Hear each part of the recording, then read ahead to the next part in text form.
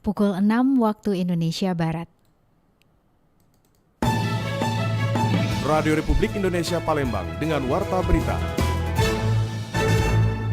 Kepala Bidang Pencegahan dan Pengendalian Penyakit P2P di Dinas Kesehatan Kota Palembang mencatat sebanyak 1.407 kasus TBC ditemukan di Palembang pada tahun 2025.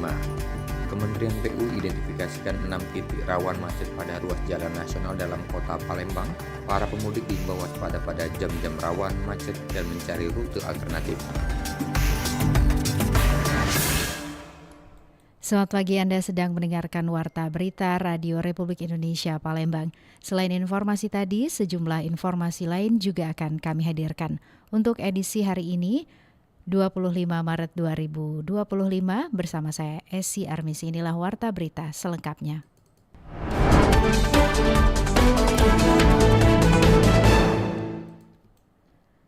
Kepala Bidang Pencegahan dan Pengendalian Penyakit P2P di Dinas Kesehatan Kota Palembang mencatat sebanyak 1.407 kasus TB ditemukan di Palembang pada tahun 2025. Penyakit tuberkulosis atau TBC adalah penyakit menular yang dapat menyerang sistem pernapasan, terutama paru-paru yang disebabkan oleh bakteri Mycobacterium tuberculosis. Jika tidak diobati secara rutin, TBC bisa berbahaya dan menyebabkan penurunan berat badan, batuk lama, serta kesulitan bernapas. Di Palembang pada tahun 2025 ditemukan sebanyak 1.407 kasus TBC dari estimasi 9.238 kasus TBC atau sekitar 15,23%. Dengan menemukan dan mengobati lebih banyak kasus diharapkan dapat memutus mata rantai penularan kasus TBC di Palembang. Dengan menemukan dan mengobati lebih banyak kasus, diharapkan dapat memutus mata rantai penularan kasus TBC di Palembang. Kepala Bidang Pencegahan dan Pengendalian Penyakit Dinas Kesehatan Kota Palembang, Yudi Setiawan, mengungkapkan akan terus mengedukasi dan berupaya untuk menemukan lebih banyak kasus TBC melalui promosi kesehatan. Keringat malam tanpa keinginan itu merupakan gejala-gejala TB yang paling mudah dikenal adalah batuk yang lama. Ya, minum obat. Mungkin batuknya bisa 1 minggu, 2 minggu, bahkan berbulan, tapi tidak hilang-hilang batuknya. Badan makin lama makin kurus, ya, nafsu makan makin turun. Nah, itu adalah gejala TB. Nah, bisa saja masyarakat yang mengalami gejala TB tersebut tidak datang ke Pasienkes, rumah sakit, puskesmas, klinik, ataupun praktek dokter, sehingga dia tidak sadar dengan TB-nya. TB-nya makin menularkan kepada orang lain, terutama pada keluarga yang serumah. Itu yang paling berisiko untuk menularkan TB. Nah, artinya kita harus berupaya mengedukasi masyarakat.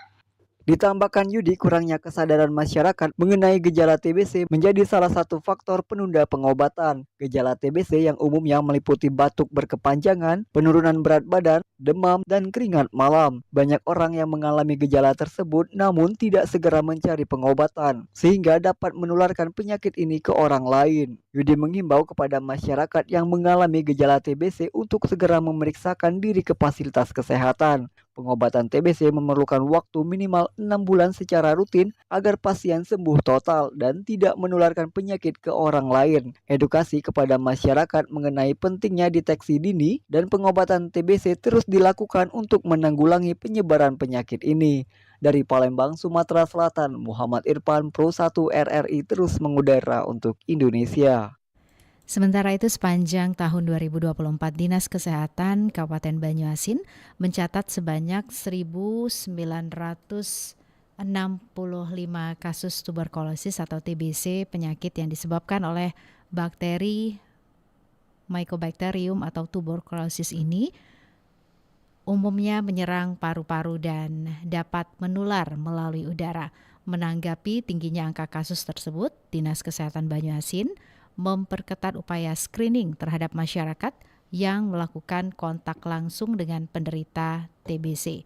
Yuliati, pengawas program TB atau Wasor TB Dinas Kesehatan Banyuasin, menekankan pentingnya deteksi dini guna memutus rantai penularan. Selain itu, ia juga menghimbau masyarakat untuk menerapkan pola hidup sehat guna mengurangi risiko tertular. Tahun 2024 kami kemarin dapat 1.965 orang. Itu untuk upaya sendiri Bu, agar tidak mencapai angka yang cukup tinggi itu bagaimana Bu? Bisa dilakukan pencegahan, misalnya upaya berhenti merokok, kemudian kalau misalnya ada pasien, berarti kita putuskan rantai penularannya dengan cara menemukan pasien, mencegah screening, maksudnya screening bagi kontak serumahnya, kita screening lebih awal. Jadi kalau diketahui lebih awal, lebih cepat diobati, otomatis rantai penularannya putus, tidak menular lagi.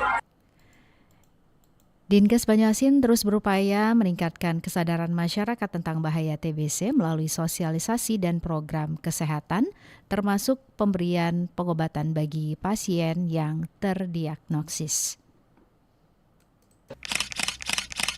Saya Purwadi di Batu Raja, Kabupaten Ogan Komering Ulu. TBC menurut saya adalah tuberkulosis, suatu penyakit yang menyerang diri seseorang, bisa terkena paru-paru ataupun TBC tulang, menahun dan perlu perawatan yang intensif. Pengobatannya harus sabar dan selalu minum obat secara rutin.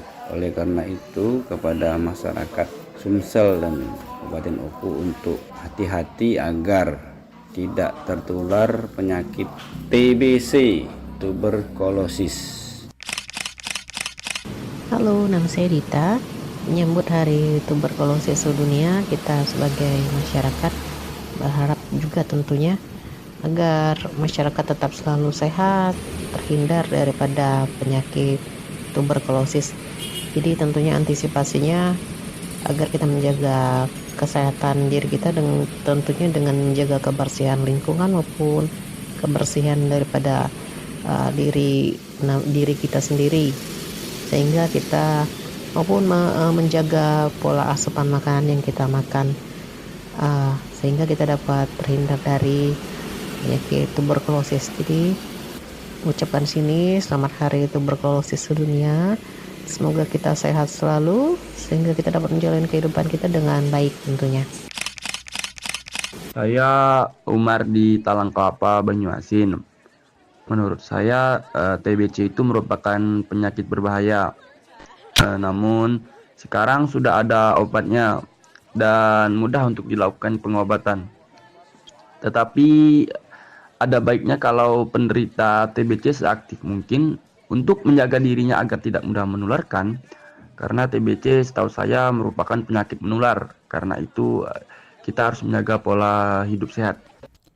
Ya, pendengar, data terbaru mencatat lebih dari 7.200 kasus TBC di Palembang, namun angka ini diperkirakan belum mencerminkan jumlah sebenarnya karena masih banyak warga yang enggan menjalani pemeriksaan. Berikut wawancara bersama Ketua Koalisi Organisasi Profesi TB Kota Palembang, Dr. Rauli Pola Pasaribu.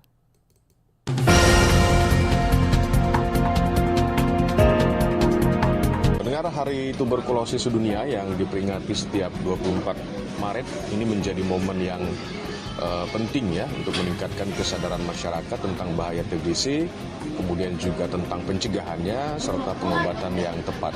Nah, memang meski sudah ada berbagai upaya pengendalian, TBC masih menjadi masalah kesehatan serius termasuk ya di kota kita di Palembang ini. Untuk memahami lebih dalam, kami sudah terhubung dengan Dr. Rauli Pola Pasaribu, dokter spesialis paru, tentang situasi TBC dan hal-hal yang terkait.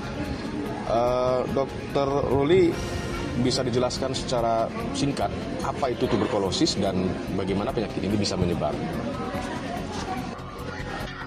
Tuberkulosis itu adalah penyakit yang disebabkan oleh Mycobacterium tuberculosis. Dia bisa menginfeksi paru, jadi dia bukan hanya menular bagian paru saja. Jadi dia bisa mengenal hampir seluruh bagian tubuh manusia. Ya. Tuberkulosis ini dia akan hidup di dalam tubuh manusia dan menyebar ke manusia yang lain. Jadi penyebarannya dari manusia ke manusia. Jalan penyebarannya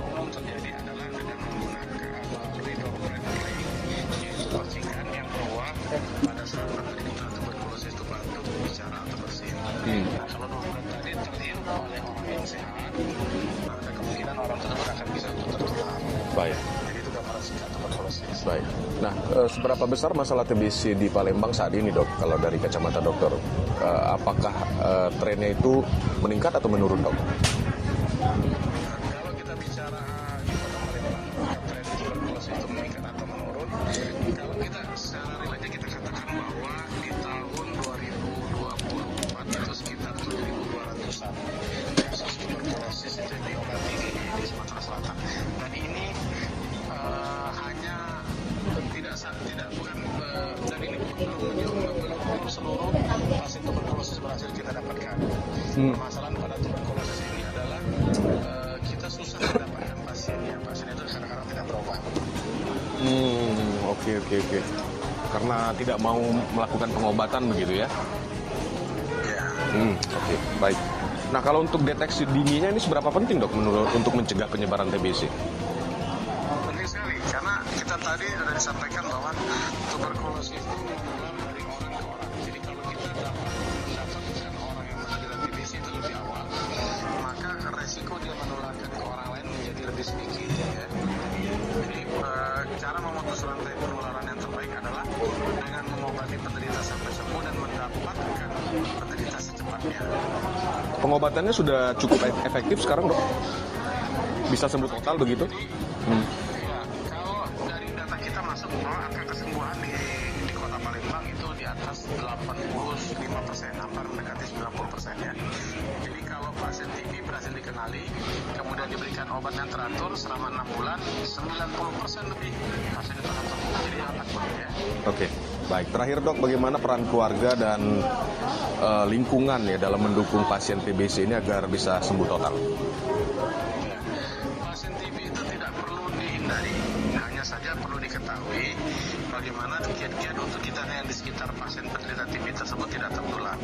Keluarga tentu saja adalah orang terdekat dari TB, mereka yang paling kuat untuk memberikan dukungan kepada pasien, tapi juga menjadi rentan untuk tertular. Jadi kalau sekarang kebijakan kita sudah berlakukan apabila satu orang terkena TBC, maka nanti keluarga itu kita screening, ya.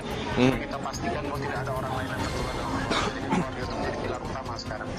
Baik, terima kasih Dr. Ruli dan pendengar, demikian wawancara kami bersama dokter spesialis paru sekaligus Ketua Koalisi Organisasi Profesi atau KOPI TB Kota Palembang, Dr. Ruli Pola Pasaribu.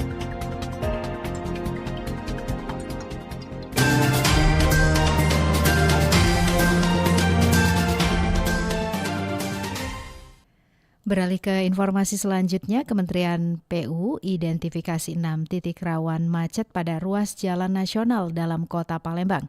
Para pemudik dihimbau waspada pada jam-jam rawan macet dan mencari rute alternatif.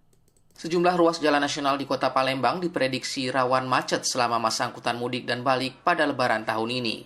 Para pemudik pun diminta untuk mewaspadai sejumlah titik dimaksud agar tetap melakukan perjalanan mudik dengan nyaman. KURTU PPK 3.1 Pelaksana Jalan Nasional 3 Sumatera Selatan Muhammad Wahyu Aditya mengatakan beberapa titik rawan macet yang perlu diwaspadai pemudik, diantaranya di Jalan R. Sukamto depan PTC, Jalan Kolonel Haji Burlian depan Pasar Palimo, Jalan Kolonel Haji Burlian bawah flyover bandara, Jalan Residen Haji Abdul Rozak depan SMA Kumbang, Jalan Ria Kudu Jembatan Ampera, dan Jalan Jenderal Sudirman Simpang Caritas. Untuk jam-jam macet, para pemudik diharap menghindari dari jam 11 sampai jam 1 siang, dan juga di dekat waktu berbuka puasa dari jam 4 sore sampai dengan jam 7 malam.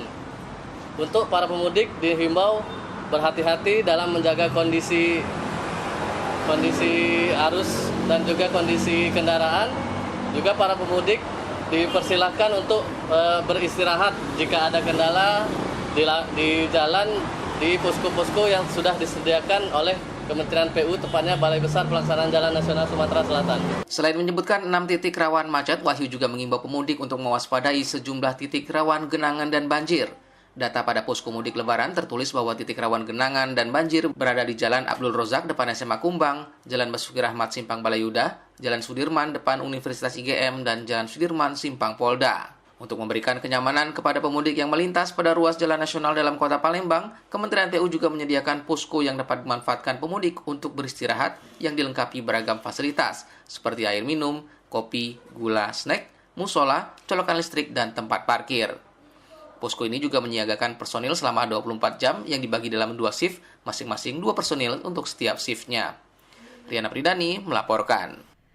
Dinas Kesehatan Kota Palembang memastikan 42 puskesmas tetap beroperasi selama libur Lebaran 2025, didukung 2 RSUD dan rumah sakit lainnya untuk melayani masyarakat dan pemudik. Dinas Kesehatan Dinkes Kota Palembang memastikan pelayanan kesehatan tetap berjalan optimal selama libur Lebaran Idul Fitri 1446 Hijriah dan cuti bersama, yaitu pada tanggal 31 Maret hingga 7 April 2025. Hal ini disampaikan Kabid Pelayanan Kesehatan Dinkes Palembang, Yuliani, beberapa waktu lalu. Dikatakannya seluruh puskesmas di seluruh kota akan tetap beroperasi melayani masyarakat dan pemudik yang membutuhkan layanan kesehatan selama periode tersebut. Langkah antisipatif ini diambil untuk memastikan akses layanan kesehatan tetap terjaga bagi seluruh warga Palembang, termasuk para pemudik yang mungkin membutuhkan perawatan medis selama periode libur panjang. Dengan menyiagakan 42 puskesmas, Yuliani mengatakan, Dinkes Palembang berupaya mencegah potensi kendala pelayanan kesehatan yang mungkin terjadi akibat libur Lebaran. Sistem rujukan ke rumah sakit juga telah dipersiapkan untuk penanganan kasus yang memerlukan perawatan lebih lanjut. Selain puskesmas, Dinkes Palembang juga mengoptimalkan 2 rumah sakit umum daerah RSUD milik pemerintah kota, yaitu RSUD Bari dan RSUD Gandus. Kesiapan ini diperkuat dengan dukungan dari 30 rumah sakit pemerintah dan swasta lainnya yang ada di kota ini. Baik rumah sakit tipe D, tipe C, tipe B, dan tipe A. Dari selain puskesmas itu nanti pada saat cuti bersama itu tetap buka pelayanan. Kami sedang menyiapkan surat edaran terkait hal itu, namun teman-teman puskesmas sebagaimana yang sudah berjalan selama ini, setiap masa cuti bersama itu selalu ada sistem piket. Intinya pelayanan tetap berjalan. Jadi selain pelayanan. Bahkan ditegaskan Yuliani, petugas piket yang terdiri dari tenaga medis dan non-medis akan bertugas di setiap puskesmas yang tersebar di 18 kecamatan di Palembang. Mereka siap memberikan pelayanan terbaik kepada masyarakat yang membutuhkan pemeriksaan kesehatan dan pengobatan. Layanan ini mencakup fasilitas kesehatan tingkat pertama, FKTP, dan rujukan ke rumah sakit, memastikan akses yang mudah dan cepat bagi masyarakat yang membutuhkan penanganan medis. RRI Palembang, Nova Ariana melaporkan terus mengudara untuk Indonesia. Kapolda Sumatera Selatan Irjen Andi Rian Jayadi mengatakan ada beberapa titik rawan kemacetan di Jalan Tim Palembang Betung, antara lain kilometer 12, kilometer 52, dan kilometer 75. Pemerintah mulai membatasi operasi kendaraan angkutan barang di jalan nasional selama arus mudik Lebaran, termasuk di Jalan Lintas Palembang Betung. Kebijakan tersebut berlaku serentak di seluruh daerah kemarin, kecuali untuk kendaraan pengangkut BBM dan kebutuhan pokok. Sejak tanggal 21 Maret tahun 2025, kemacetan panjang mulai terjadi di Jalan Tim Palembang Betung. Lalu lintas didominasi kendaraan angkutan barang di atas Sumbu 3 yang beroperasi sebelum aturan pembatasan diberlakukan hingga 2 April tahun 2025. Kapolda Sumatera Selatan Irjen Andi Rian Jayadi menegaskan, kendaraan angkutan barang yang masih melintas selama arus mudik akan diarahkan ke kantong parkir yang telah disiapkan. Pihaknya sudah menyiapkan 11 lokasi kantong parkir di Kabupaten Banyuasin mulai dari Pulau Rimau hingga perbatasan Musi Banyuasin untuk menampung kendaraan yang berdampak aturan tersebut. Semua jalan itu mulai diberlakukan. Ya. SKP itu berlaku secara nasional. Kantong-kantong yang disiapkan general mungkin di kantong-kantong kita juga memang siapkan, terutama yang last minute misalnya ya, kejebak. Ini kita siapkan kantong-kantong khusus untuk di wilayah Kabupaten Banyuasin. Ruas Banyuasin saja itu ada 11 titik kantong. Ini juga nanti akan menjadi perhatian kita bersama Pak Bupati untuk melihat kondisi kantong-kantong tersebut. Menurut Irjen Andi Rian Jayadi, ada beberapa titik rawan kemacetan di Jalan Tim Palembang Betung, antara lain di kilometer 12, kilometer 14, kilometer 42, kilometer 52 hingga kilometer 75. Untuk mengurangi kepadatan, tol Palembang Betung akan dibuka secara fungsional khusus bagi kendaraan penumpang dan mobil pribadi selama arus mudik mulai pukul 7 hingga 17 waktu Indonesia bagian Barat. Lamsi Harsilitonga melaporkan.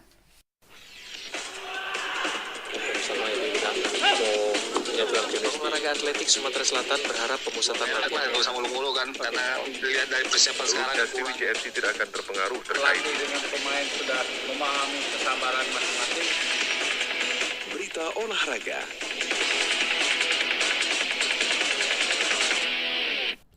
Beralih ke informasi olahraga, manajemen Sriwijaya FC menegaskan bahwa dukungan sponsor menjadi kunci keberlangsungan tim menjalani Liga 2 musim depan.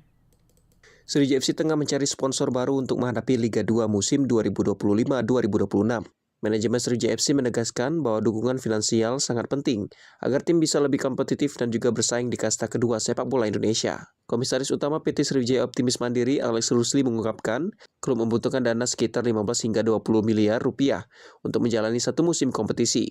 Dana tersebut akan digunakan untuk operasional tim, termasuk gaji pemain, akomodasi, serta kebutuhan teknis lainnya. Jangan sampai terasa diinjek kaki, jadi sepatu merasakan manfaatnya. Mereka sponsor dapat apa? Jadi yang paling utama itu kalau mereka sponsor, mereka merasakan bisnis mereka juga tetap baik dengan berasosiasi dengan SFC.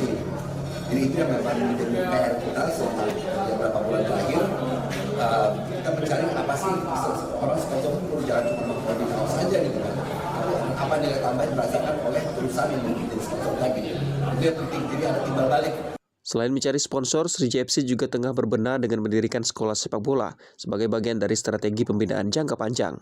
Langkah ini diharapkan dapat mencetak pemain muda berbakat. Manajemen Sriwijaya FC optimis bahwa dengan dukungan sponsor yang tepat, Sriwijaya FC dapat kembali ke performa terbaik dan juga berjuang untuk promosi ke Liga 1 musim depan. Dari JSC, Hairul Rizky dari Palembang terus mengudara untuk Indonesia.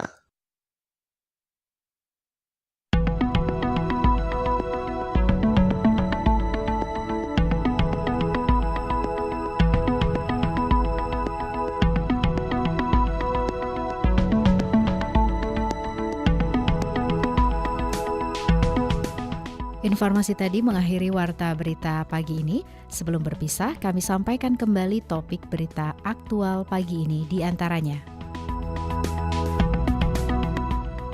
Kepala Bidang Pencegahan dan Pengendalian Penyakit P2P di Dinas Kesehatan Kota Palembang mencatat sebanyak 1.407 kasus TB ditemukan di Palembang pada tahun 2025. Kementerian PU identifikasi 6 titik rawan macet pada ruas jalan nasional dalam kota Palembang. Para pemudik dihimbau waspada pada jam-jam rawan macet dan mencari rute alternatif. Informasi lainnya dapat Anda akses melalui website kami rri.co.id dan WhatsApp channel RRI Palembang. Juga ikuti media sosial terverifikasi kami, Facebook, Instagram, TikTok, dan X RRI Palembang. Kami juga membuka ruang aspirasi bagi Anda untuk menyampaikan sejumlah persoalan dan peristiwa yang berada di sekitar Anda melalui line WhatsApp di 0821 79 27 9090 serta pesan chat melalui RRI Digital. Mewakili kerabat kerja yang bertugas, saya Esi mengucapkan terima kasih atas perhatian Anda. Selamat pagi dan sampai jumpa.